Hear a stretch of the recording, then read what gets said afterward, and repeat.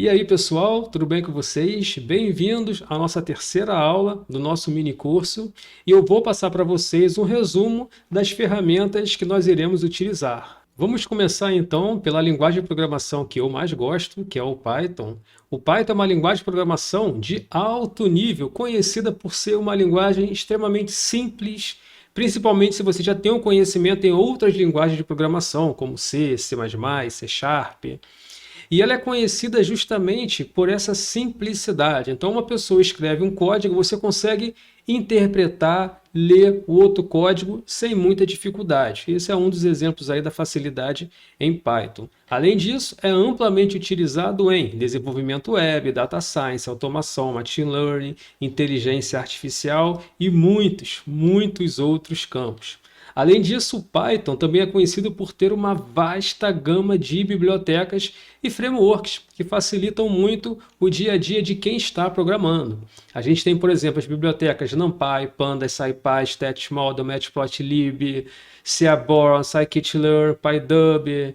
Falando agora de framework, a gente tem o Django, né, muito conhecido, Flask, PyTest, Web2Py e diversos outros. Ou seja, o Python realmente facilita a vida de quem está programando. Agora vamos falar do Spyder, que é uma IDE, ou seja, o ambiente de desenvolvimento integrado projetado exclusivamente para programação em Python e tem uma interface amigável e ferramentas muito poderosas, principalmente para visualização, matrizes, objetos, variáveis, estruturas. Então, o Spyder é particularmente útil para análise de dados e desenvolvimento científico. Para quem também está começando a aprender, eu sugiro utilizar o Spyder, porque a visualização de tudo que você está fazendo é muito melhor quando comparado, por exemplo, a uma IDE como o VS Code. Então, com o Spyder você tem mais controle, principalmente se você trabalha com números. Falando agora das IDEs online, a gente vai começar pelo Google Colab.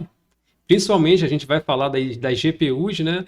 E o Google Colab ele é baseado em nuvem e permite a execução de código Python diretamente no seu navegador. Inclusive, se você estiver trabalhando com Machine Learning e precisar de acesso gratuito às GPUs, utilize o Google Colab. GitHub, vamos falar de GitHub e principalmente a automação de tarefas, você guardar os seus códigos, corrigir exercícios, fazer testes unitários. Então, o GitHub é uma ferramenta maravilhosa, uma ótima ideia, você pode utilizar gratuitamente. O GitHub é uma plataforma de hospedagem de código-fonte que facilita o trabalho colaborativo em projetos de software.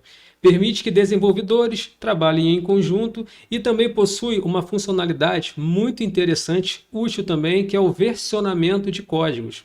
Ou seja, à medida que você for alterando os seus códigos, né, o seu conjunto, o seu projeto, você consegue verificar como ele estava há um mês atrás, ou de repente você pode fazer uma integração contínua com testes unitários e a partir de um erro você detectar qual alteração que foi feita para que aquele erro fosse gerado. Então, uma ferramenta excelente, vou falar dela, vou falar de integração contínua, vou falar de versionamento de código também. Continua comigo. Falando agora do framework PyTest, é uma estrutura de teste em Python que simplifica a escrita e a execução de testes unitários. Oferece uma abordagem muito simples, como tudo no Python é muito simples, e promove aí uma maior confiabilidade no seu projeto, no seu código, seja em pesquisa, seja uma correção de exercícios, seja um projeto específico que você esteja fazendo, você com o PyTest ou GitHub, você consegue fazer aí uma integração e deixar com que o seu código sempre tenha aquele retorno que você espera. Caso isso não aconteça, você vai identificar um erro. O GitHub tem um relatório muito completo de detecção, correção de erros, inclusive sugestões para que você altere o seu código e tenha aí o retorno esperado. Notepad++, não é o Notepad comum, esse daqui é um editor de texto avançado, open source, gratuito e oferece recursos muito além do bloco de notas. E tem suporte a diversas linguagens de programação, C++, C, C Sharp, PHP, até HTML, se você quiser utilizar o Notepad++ para editar o seu código, você vai conseguir. E é muito popular entre os programadores.